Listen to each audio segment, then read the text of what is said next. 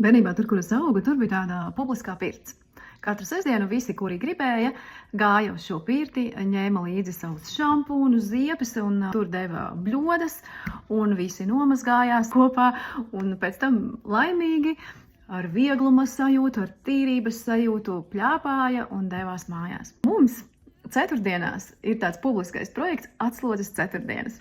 Es kaut kā tam iedomājos asociāciju ar šo pirti, tāpēc, ka šajā atslodzes projektā arī katrs nopērk savu produktiņus, dzīvu ūdeni, skaistuma kokteļus, proteīna kokteļus, kurus dzer visas dienas garumā, visu šo ceturtdienu. Projektu veidotājiem un dalībniekiem ir atbalsts, informācija par produktiem, par procesiem. Mēs tur visi esam vienā tādā draudzīgā grupā, kuri tajā dienā vēlās iet attīrīšanos tajā nedēļā, kuri negrib tie iet citā nedēļā, un tā mēs tur visi kopā viens otru atbalstam, un piekdienas rītā esam tādi ar tādu tīru viegluma sajūtu.